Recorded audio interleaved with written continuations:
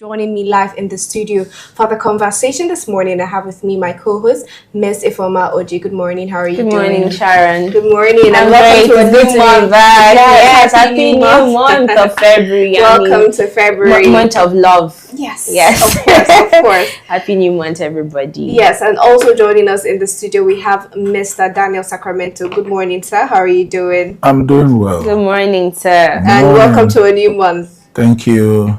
All right, we're going straight to the stories that we have for today. We have a full house today. Now, first, electricity tariffs. The Tinubu administration says prices went up because Nigerians were abusing a system that was too cheap and unsustainable. Critics say Nigerians are being punished for government failure. Is this reform or just another burden? Second, insecurity. Fear has taken over Agwara community in Niger State after bandits attacked, burned down a police station, razed the church, and kidnapped 5 people. What does this say about security preparedness, response time, and the safety of rural communities? Now, we even touched down in Ebonyi State where a similar attack happened, which led to the governor making some drastic decisions. Now, finally, 2027 politics. Doubts over a possible P2B ticket are reportedly slowing down Rabiu Kwankwaso's move to the ADC. Is this a sign of cracks within the opposition or just early political positioning?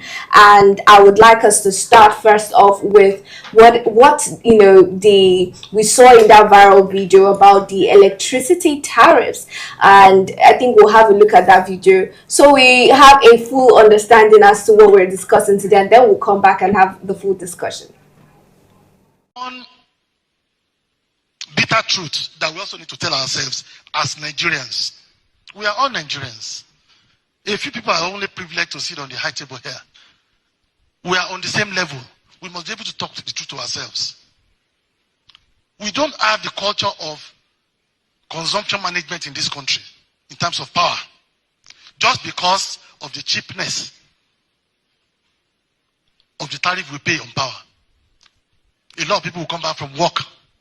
They want to have dinner or they want to play with their colleagues down the road. They'll switch on the AC for the room to be cooling before they come back. Yes, some people will be going to work in the morning.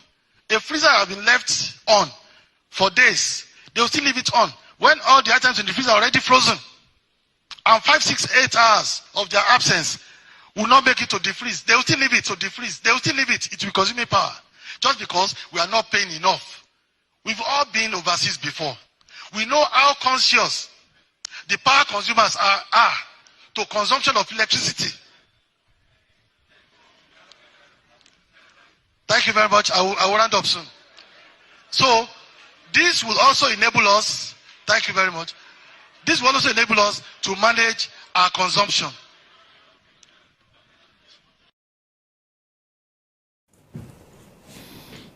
All right, we just saw that video and the reactions on social media is very, very, very funny. A lot of people reacting to that statement of the electricity tariff being very cheap, and which is what has prompted people to abuse power. But my first question is, that statement he made about the electricity tariff being very cheap, do you agree to that?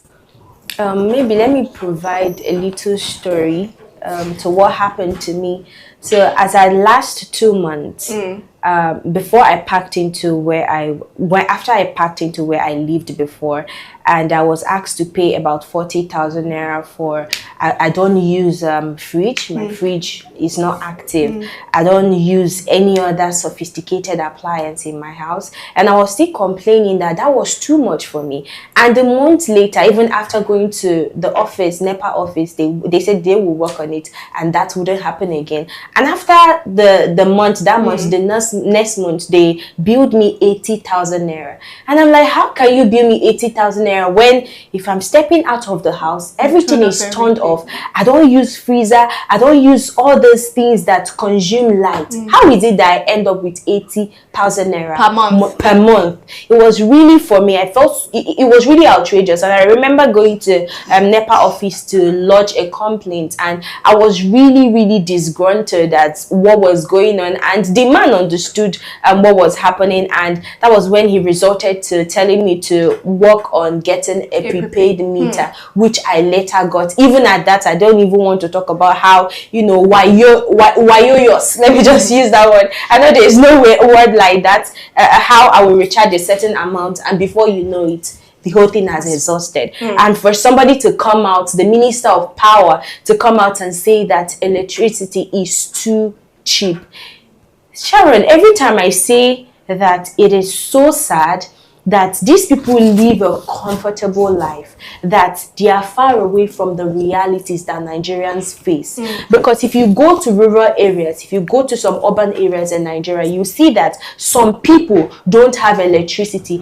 I just Google, if you can please little distant search on Google and ask how many states have 24 hours power supply. You will see that no state in Nigeria have constant power supply. There are some communities that you come, or some places you come in Nigeria, you see that they kind of, there's a way they structure the electricity. 2 days this area will have light, the other 2 days the other area will have light. Sometimes you wouldn't even see light at all in those areas. And the painful part of it is, at the end of the day, we pay gruesomely for those. So it's like we are paying for darkness. That is how I am going to put it. We pay for darkness. Because tell me a reason whereby you will say that electricity is very costly, and then we're not even seeing what is it called, its fruition. We're not having constant light every day. It is equally sad that a whole Ghana that we distributed electricity to is having more light, constant electricity, than Nigeria, that is supposed to be, or that is more like the hub of electricity. It's really, really sad. Thank you. And the fact that you mentioned Ghana and how well Ghana is doing electricity wise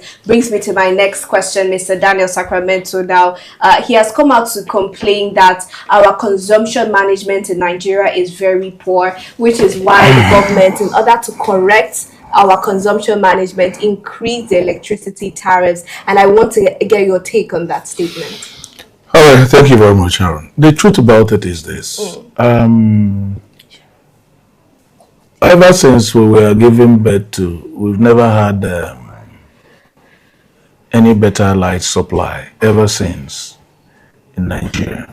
Rather, Nigeria has been a country who lives in darkness and give other people light. And when God said, let there be light, and there was light, Nigeria the group chat. You know? So the truth about it is that when you see somebody who is, the man that was speaking, maybe he was coming back from a nightclub. I agree. I agree. He now started saying those things. He was saying that because we were mismanaging light, and that was why they increased the light. That guy should be a comedian, should be acting, because this is a country where ADC or whosoever, there will not be any light for 2 weeks.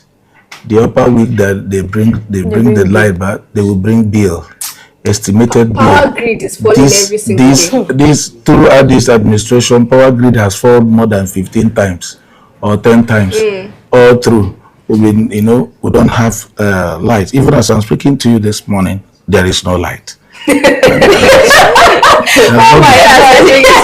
no light. What is true in the reality? Since last night, there has not been any light in your area anywhere. I have been on Jen. I've been on Jen. You see, the truth about it is that it's funny. This is the giant of Africa. Yes. We're in darkness. Nigeria provide light to what is it called? Niger Republic, Benin Republic. We're the ones that give them light. So it's a very funny thing. Now the discrepancies and the corruption that emanates from light is terrible. In fact, after Nigerian police, judiciary, NEPA should be the next, because the level of corruption that emanates from that place is terrible. These are people that the government have said go and give people prepaid meters free of charge, and they will tell you there's not even any free free meal, even in Freetown. Even in Freetown, they still find a way to get money and begin to charge areas of this, areas of that, and this. There are a lot of things that if we start discussing what is happening, the man shouldn't have even come. I don't know if he's the minister or he's a minister. I don't know who he is. I don't know if that's Adelabo or yes, it's Adelabo. But I know he's coming back from class. Right. So instead of him talking about the way people consume, like he should be telling Nigerians why the grid has been failing us, failing every now and then, as if the grid is suffering from epilepsy.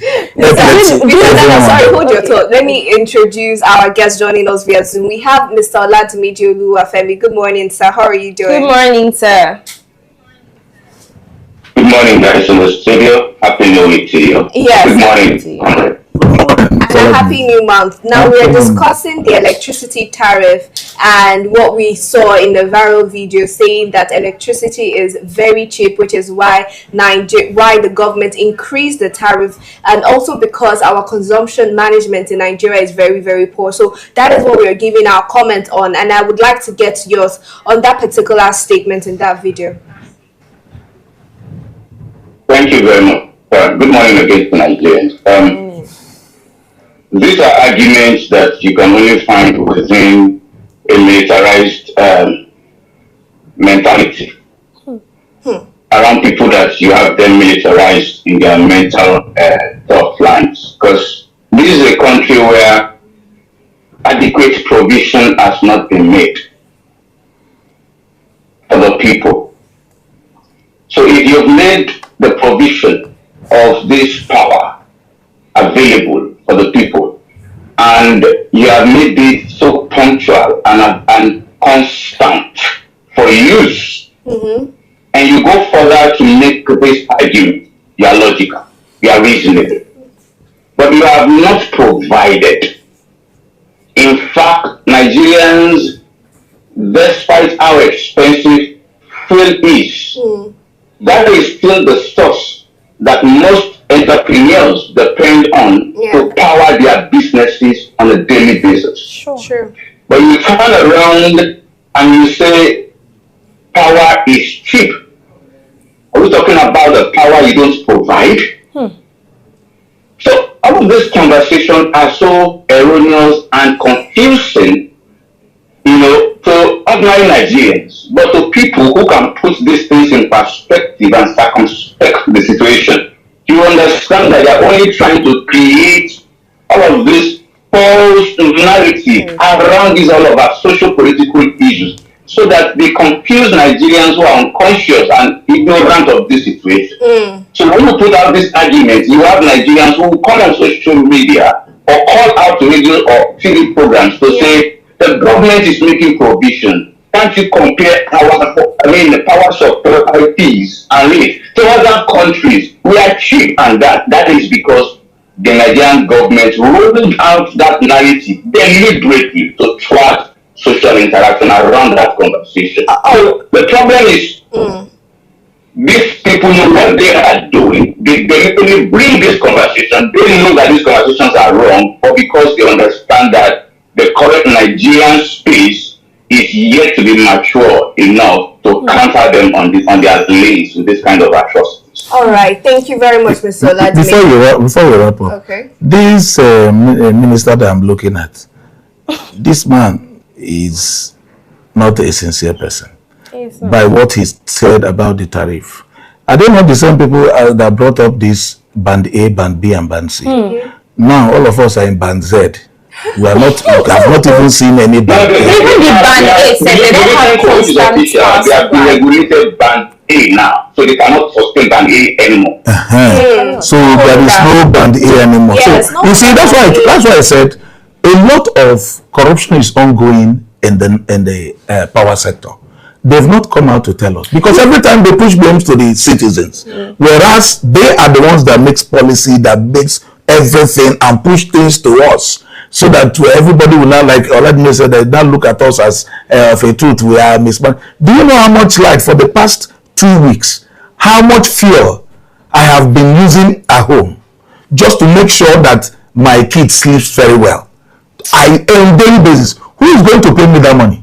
So you see, I don't. If I join issues with this man that is talking, it's going to be very disastrous. You will not even like it. Like I said, we're all Nigerians and everybody is equal. Let me have a minute. I think before we continue tackling this man or lashing this man for this speech of his, I think maybe he should give an account of what happened in 2024, that about 29.3 billion naira was allotted to the electricity sector. In 2025, about 2.1 trillion naira was allotted to the electricity sector. So maybe he should provide accountability before he can come and tell us how to use our lights. And the issue of vandalization, if there is 24-hour supply of electricity, you won't see people vandalizing those lights. I have a friend that said that she pays over 50,000 naira for electricity every month, where she uses only fridge, that she has to start getting gadgets and other machinery to ensure that she uses and see the fruition of that 50,000 naira. Is a joke of a If not country for time, right? We would have looked at what you just said about vandalization, because I saw a tweet on X by Onanuga coming out. He was reacting to someone's statement. I don't know if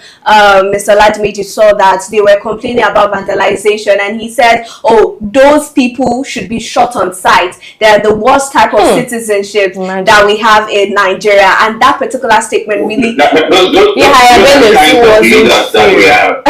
kind of leaders who execute, distant voices. So that's why I said that's why I said it's really interesting, the point of view we're seeing from Bayo Nangan, especially the type of position that he holds, to come out publicly and say that. But anyways, we really need to move to insecurity, because it's really sad that every single day when we come here and we are gathering our stories, we must see a story that pertains to insecurity, and which is what we are seeing again today in Niger State and Agwara community, to be specific, where bandits, not just did they attack, they burned down the police station. After they'd had a crossfire with the policemen, they razed a church, kidnapped 5 people, and in the course of that, injured many during that particular attack. Now, this has gathered a lot of reactions. I would like to start with you first on this development, Ifoma. Okay, first of all, my heart goes out to churches that was burnt, the police station that was burnt down. It's so sad that in 2026 we are still talking and deliberating on insecurity that is supposed to come to a halt since 2025, or by the end of 2025, or even so the beginning of 2026. Is quite sad, and it begs to ask the question, how is it that these people were able to maneuver their ways into the police station, burning those police station down, attacking the people that were in the police station? You will ask, how many men were there in the police station that these bandits were able to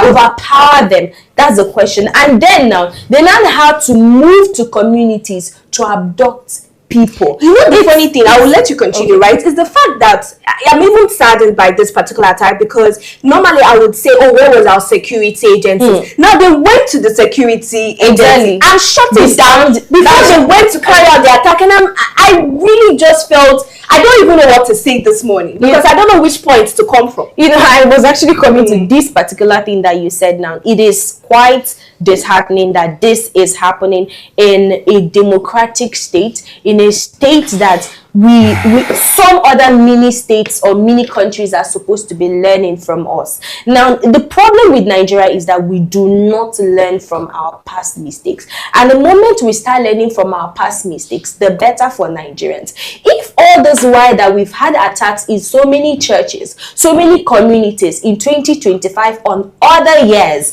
and we fix the root cause of the problem, not just fixing the root cause of the problem, those people that are enabling these people, this non-kinetic approach, had it was stopped all this while, we won't see that these people will have temerity to attack police station and abduct people in communities. Now it's equally sad that communities or people that live in these communities can no longer trust the police, because who do you turn to when police stations have been disarmed? it has been burnt down. Who do you now call upon to come and protect you? This really needs to be fixed as soon as possible, because if we continue like this, Nigeria is finished. Nigeria is finished right now. Mr. Daniel Sacramento, please, your thoughts, sir.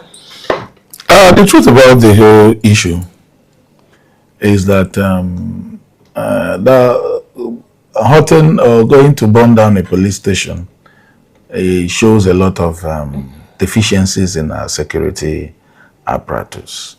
One, how many policemen do we have in the station where they attacked? That is one. Two is it shows that the lack of intelligence gathering of the people. Even what they have, what do they do? It shows lack of community policing when such attacks comes on board, because definitely if there are good rapport with the police in that area, definitely there's going to be an intelligence telling them that something is about to happen. So it shows there has been a communication gap in the community. Now, most of the times we blame the security agencies for things, for lack of active measures. Yeah. But the police is like an aeroplane flying. If the black box is not functioning properly, that plane automatically will crash. If the tarmac is not functioning, that plane automatically is going to crash.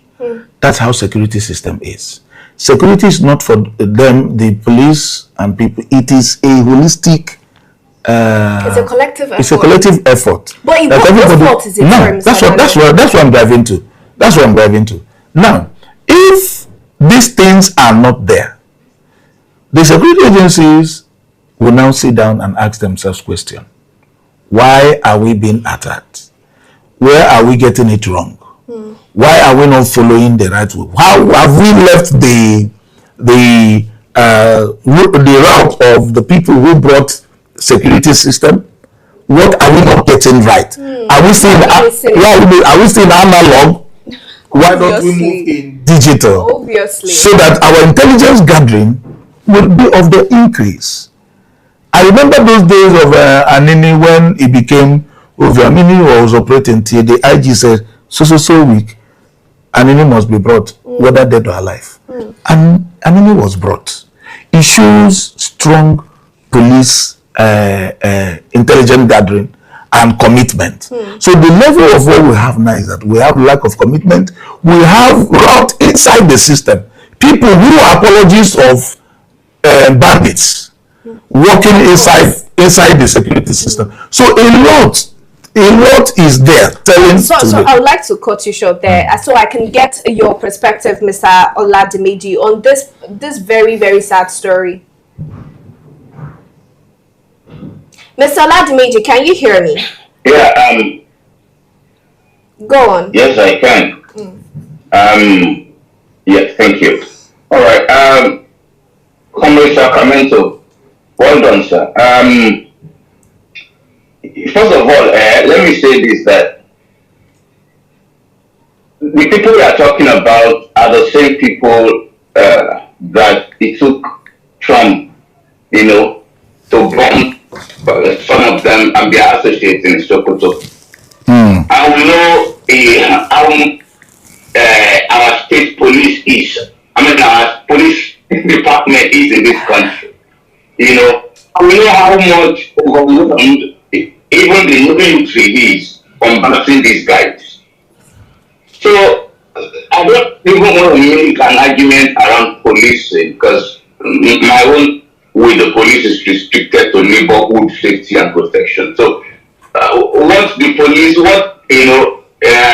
that event, unfortunately, any day, any time, would overwhelm that police department. Really? Any day, any time. Because number one, they cannot, or they do not hold the kind of ammunition that those terrorists move around with.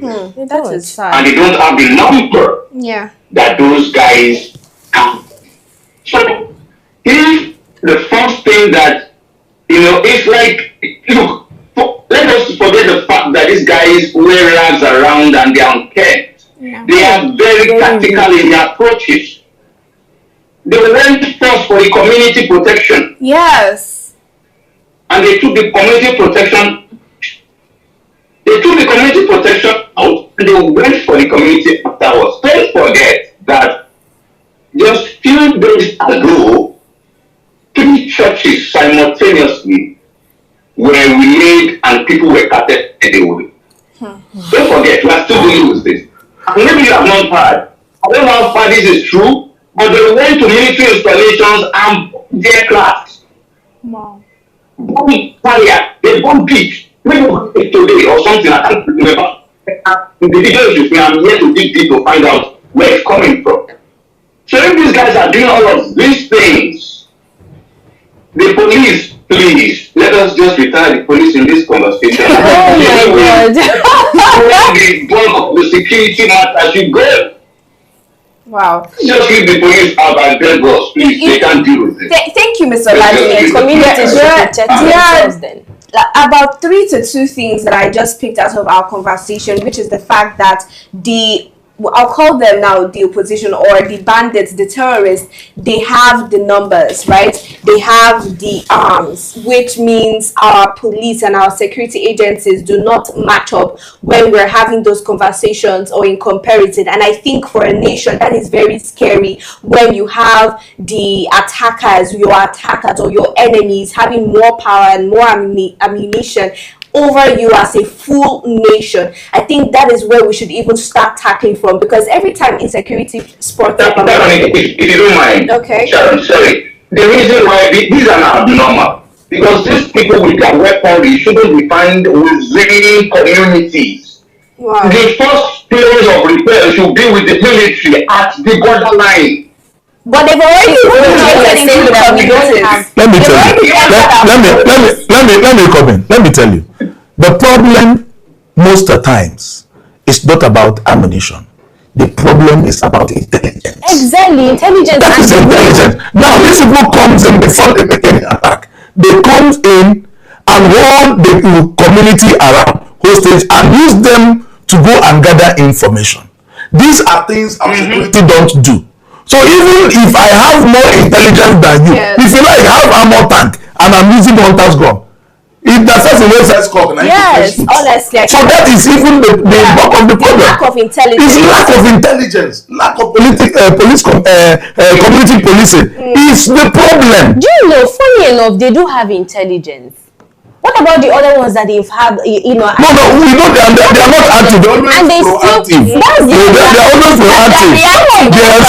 They're not reactive instead of being proactive in the first place. Now, you ask why we're continuously having this. I think when we test Nigeria's strength or test if we're able to overpower these people is when you test it with other countries like Burkina Faso, Benin Republic, where they are having a plotting coup and how the military men was sent to go and quell the coup. That is when you see that Nigeria have strength. But when it comes to insecurity in their country, they don't have the this thing. And you mentioned it. It's not like we don't have the arms. Sharon, we have the arms. If we want to acquire the arms, we can acquire the arms. The US have already provided supplies for Nigeria. Why are we not making use of those supplies? It is the real power. It's the real power to make use of those supplies that we are lacking. But what is the real power? Let me help you. It is putting the people, the security architecture rightly. You don't send me to go and die when I don't have a proper welfare. When I don't know what to, when I don't, there's a lot of, let me tell you, yes, I said these are the embodiment of why our security has collapsed, the way our national grid collapsed. You understand? Sure. There are a lot of things, there are a lot of factors, which until it is being addressed, these things will keep happening. All right, I think we have to move on to the major story, I think, for this morning, which is what we're getting from Kwankwaso now. For so long, we have been trying to ascertain where exactly Kwankwaso stands ahead of the 2027 politics, and we're hearing that he said that because of the doubt of whether Mr. P2B, since his defection to the ADC, is going to get the presidential ticket, he has been stalling his own defection to the ADC. Now, the talk in town is a possible P2B and Kwankwaso alignment ahead of 2027. And I'm starting off with you, Ifomana. I'm coming from the perspective, first of all, how powerful do you think a ticket like that would be ahead of the 2027 election? Do you think it would be powerful enough to take down the present administration? I love the fact that you provided the area you want me to touch on, because this is a broad, big issue. It's really broad that I wouldn't even know where to start from.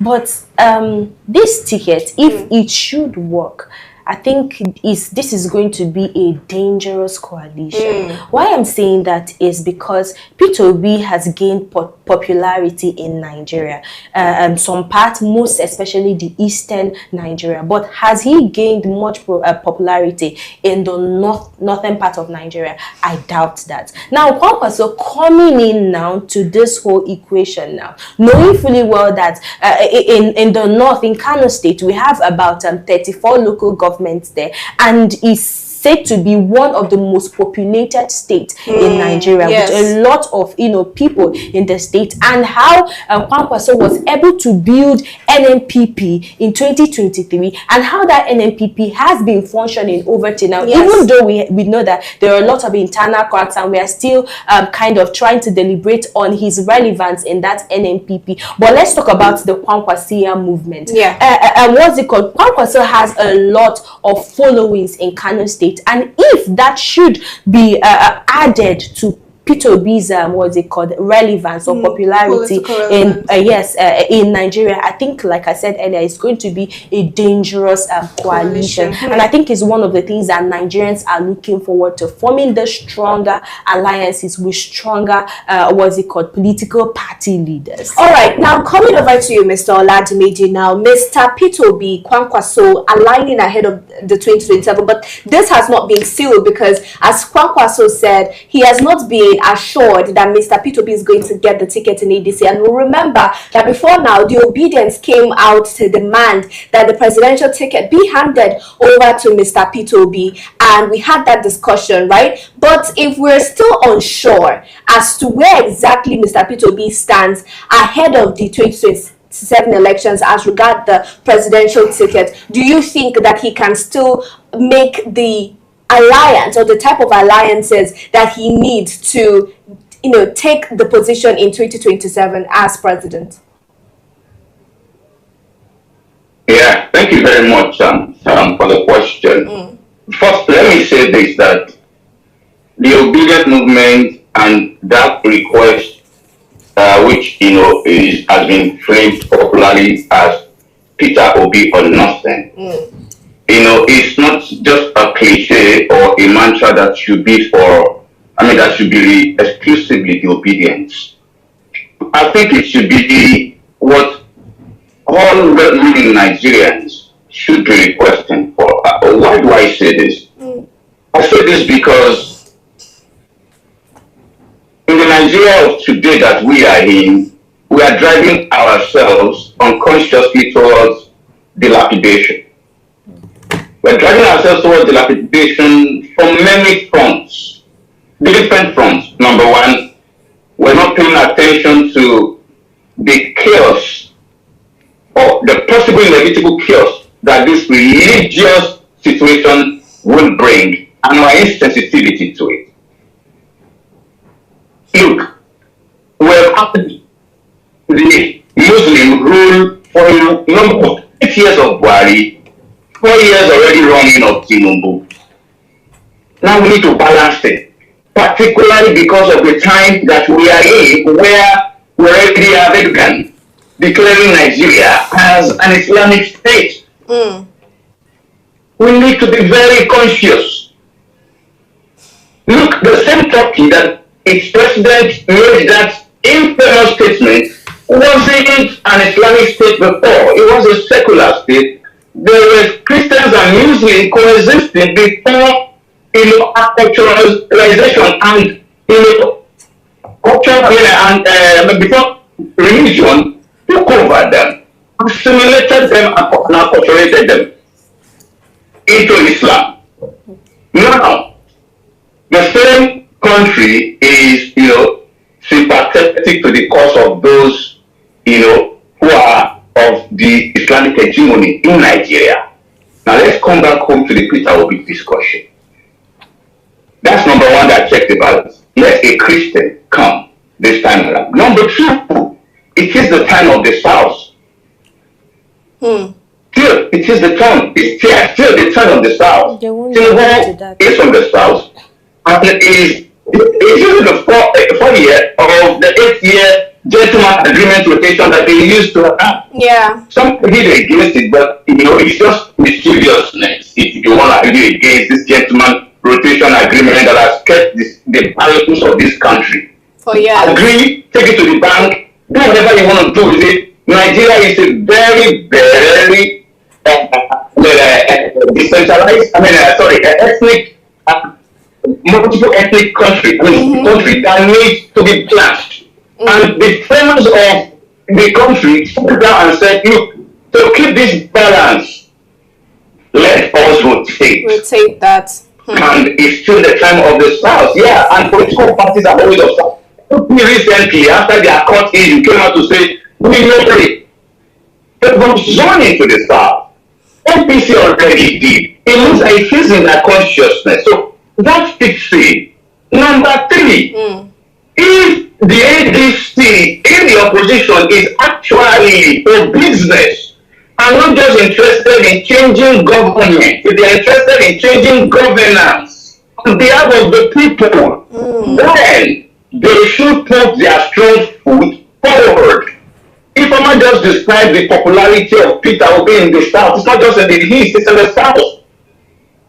Because the victory of Peter Obi, the numbers of Peter Obi and Tinubu at the polls in 2023 is testament to the yearnings of the people in the South that it is our turn. It happened in 1993. It happened in 1999. Exactly. When the Southwest was compensated. So what is wrong with now, especially when we are hanging by the thread as a country? Why can't we do it right? So I'm saying, okay, the situation, the best ticket right now, the best ticket for Peter Obi right now, sorry, I apologize, is that with Kwankwaso and Kwankwaso is telling because the ADC is not getting it right. That's what I'm going. All right. Now there are different things that you mentioned, which I'm going to pick out and ask Mr. Daniel Sacramento now.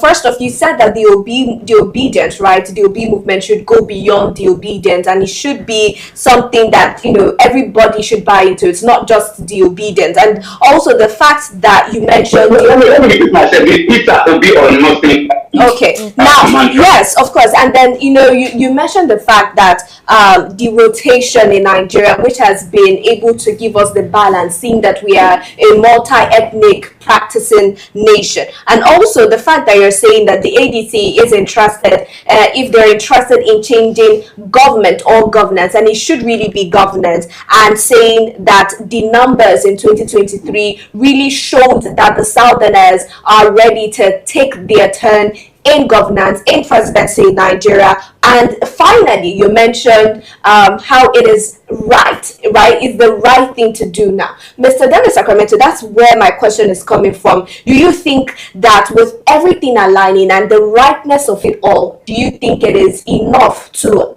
ensure that Peter Obi clinches the ticket or gets the support that he needs, not just from the South, but everybody on that table to relinquish power and say, okay, this is the right thing to do?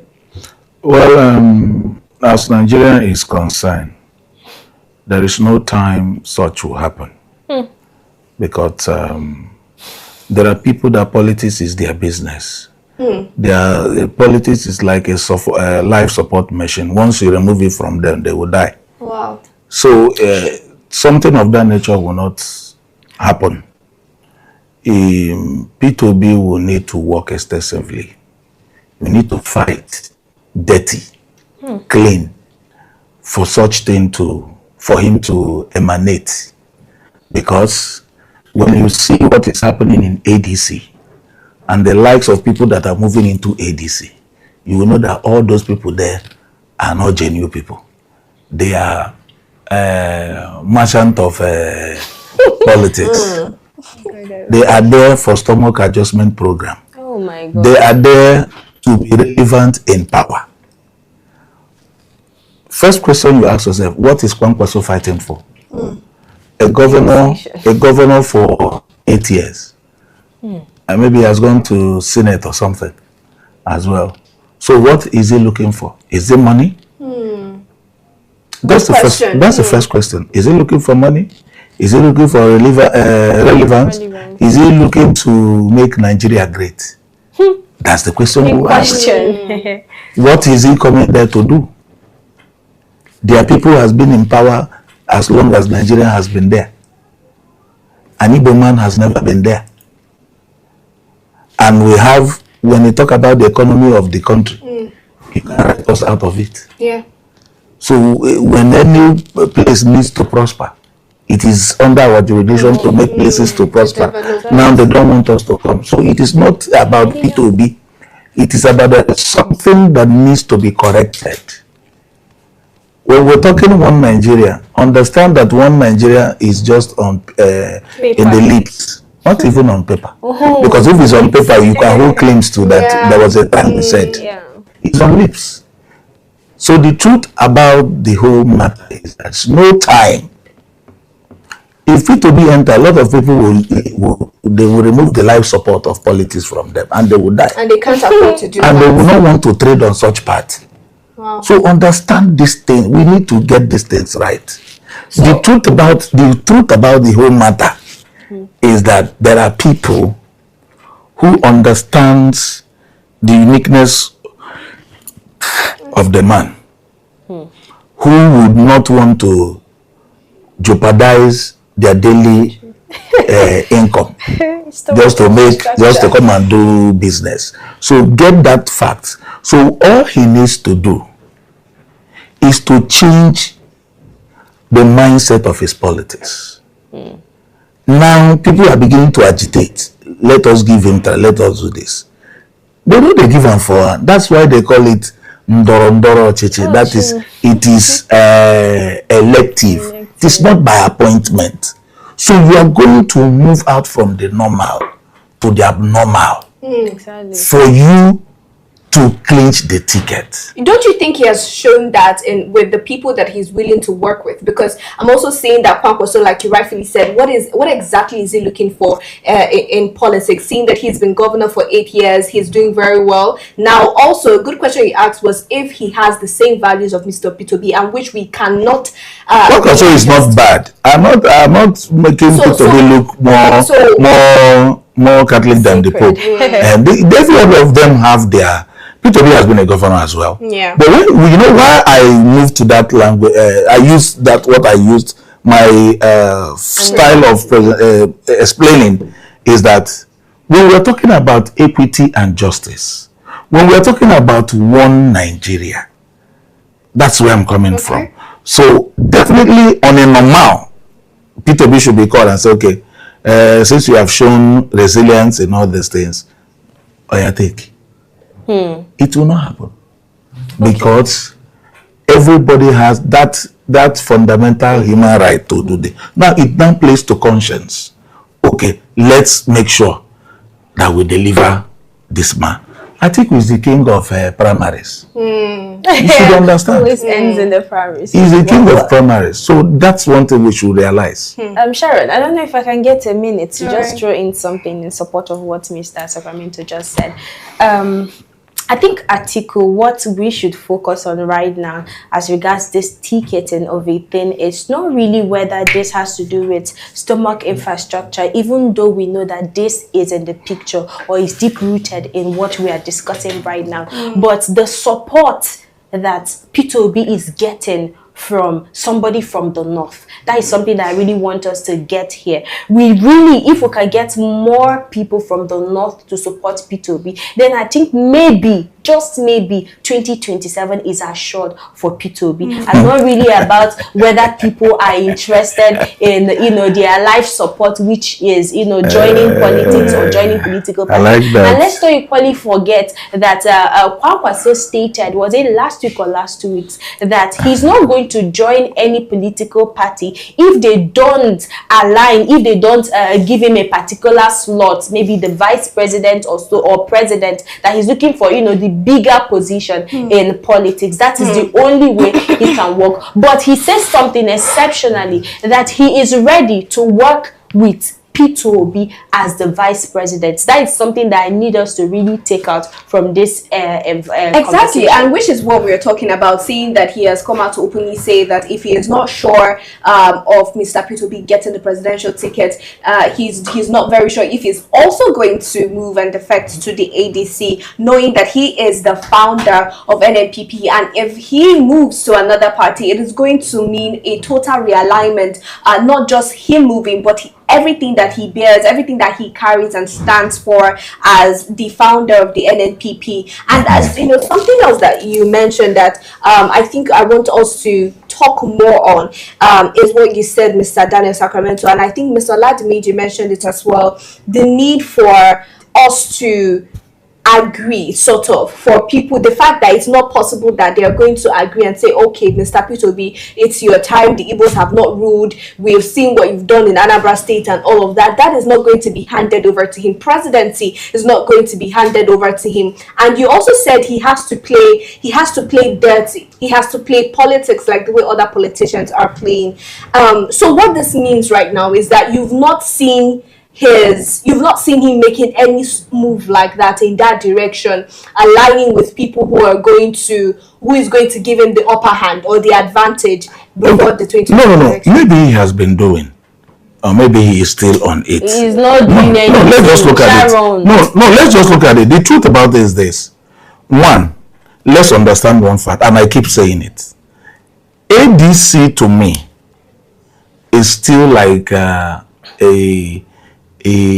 child that his name is still written on a pencil, not on pen. Oh God, I beg. That is the truth.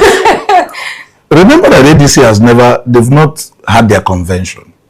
Because until they have a convention and they elect the right set of people, you will not begin to see how the structure would shape out, the shape of the party will look like. You will not know the real people that have come. We don't know the people that wants to work, or the people that were sent as mole to come and destabilize the party. I know you fully well that the opposition party, or I can't call them the opposition, the ruling party will not fold their arms and watch them stand. So, for now, I don't want to cry more than the belief.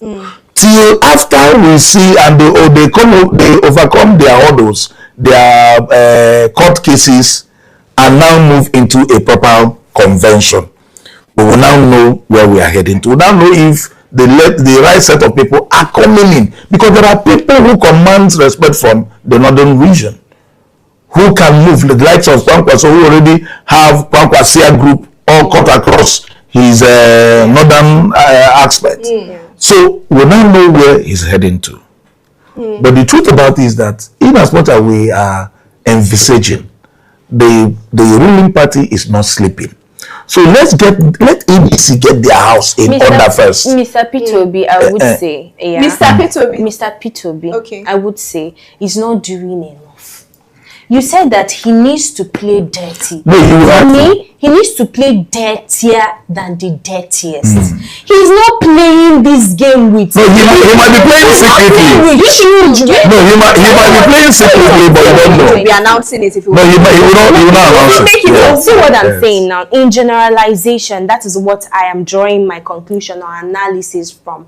We've seen him travel outside the country. We've seen him go to the street, to the youth, donate money and the rest of his philanthropic work. But what we are talking about now is underground stronger alliances.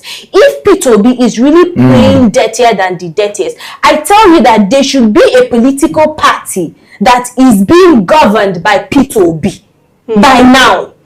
So you have moving to this party, a measure to show. It's one of the strategies. That's why I say he's not playing the game that we want him. So, but now that is not an option. Now let me give you an instance. But let me support him in a way. Now the Anambra gubernatorial election that was, let me say, just concluded November 5th. Now something happened.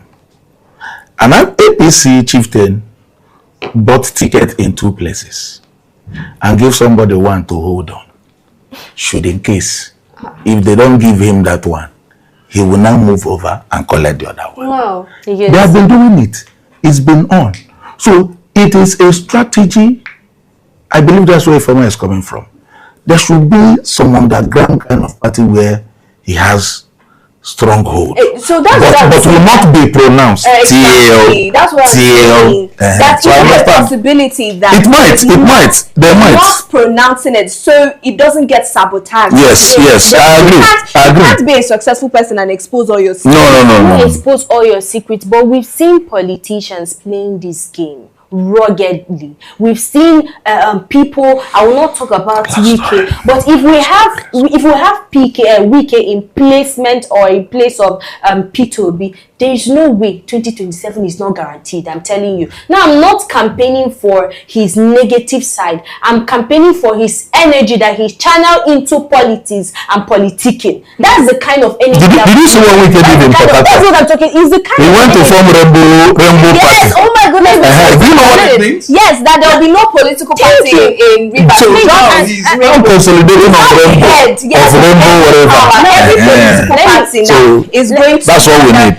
So just 30 seconds. Yeah, let me just say something quite quickly because we keep on talking about forming alliances. But can we still move to a Nigeria where a man of nobody can become a somebody without knowing anybody? I wish we could get to a Nigeria like that. Maybe as at that time we will now see people with more integrity. Everybody will not have to be, scavenging to move forward to or move close to somebody that maybe looks like he has integrity, like P2B. All right, maybe if we can get Thank you very much, Ifeoma. I think we've had a full-on conversation and we've tried to address this from different perspectives as to what exactly the P2B Kwankwaso alignment looks like and if this is going to fly, especially under the ADC where Mr. P2B has defected to. And although from 2 of you I'm getting the fact that you both think he should have gotten a political party started and headed in order for him to show his temerity or his readiness to play this politics that his predecessors have played and his colleagues are playing as well. But what we don't know is what is going on behind the scenes, right? We don't know what exactly is in play here. And first off, like you rightfully said, they need to have that convention first, the ADC, to understand who exactly is leading the ADC. They also need to zone. So I think that is where we have that cloud of uncertainty, just because we don't know where exactly the ADC is zoning first. If they zone to the north, it is very obvious and blatant that they don't want Mr. P2B. But if they do zone to the south, it means seeing that Mr. P2B is maybe the only popular southern politician who is really going for the presidential ticket. It might give us a hint as to where they're leaning towards to when it concerns the inner politicking and the inner politics in ADC. And like you also said, Mr. Daniel Sacramento, Mr. Atiku Abubakar has been known as winner of primaries. He should be given that award. I want to also see how that will come in play in ADC as well, if he would be able to clinch that ticket before Mr. P2B.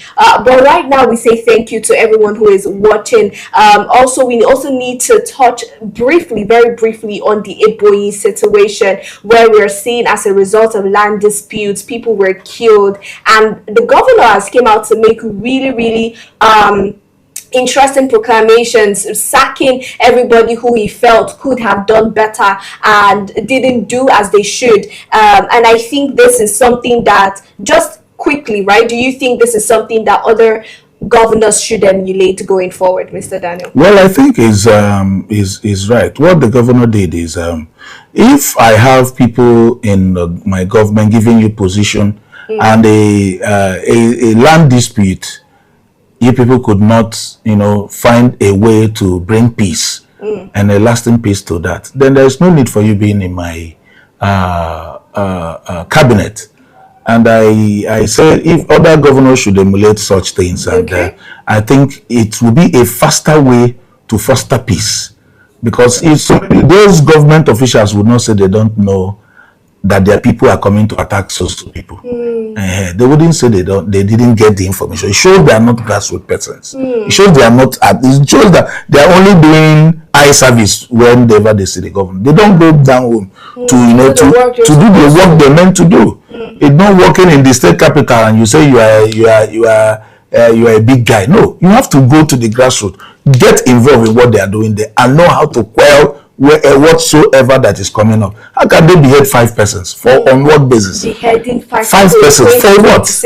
And for what reason? So I give kudos to the governor of Ebonyi State, Nwifuru, for that stuff. So and now they will now go back to the drawing board and know how to resolve their issues. All right, we'll take a look at a video from the Ebonyi State governor, and then we'll go on from there. But for now, we have to call it a wrap on the conversation. Thank you, Mr. Daniel Sacramento. Thank you, Ifomoji, for joining me on the conversation. And of course, to our viewers, if you're watching for the first time, you just watched Morning Pulse, where we discuss Nigerian politics. If you're yet to subscribe, this will be the best time to do that, so you're more up to date as when we go live and discuss these topics. If you're also yet to follow us across all socials, please endeavor to do that at Active Citizens. You can find me across all media channels in Chuku and Jurifoma. You can find me on Facebook at Audrey Sophia and on Instagram at Misselex. And Mr. Daniel, who's always in the studio. Till we see you later today, do have a good morning. So on this note, for the time being,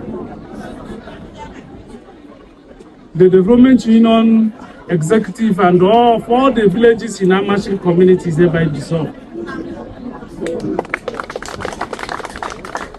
The traditional ruler certificate is hereby withdrawn. That's all the government appointee from Amasri is hereby sacked. All the government appointee from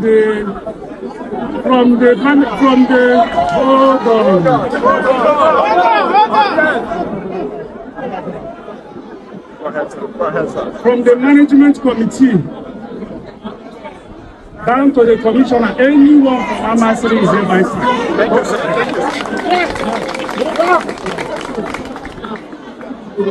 And all the village heads in all the Amasri villages, in all the villages in Amasri autonomous communities hereby removed.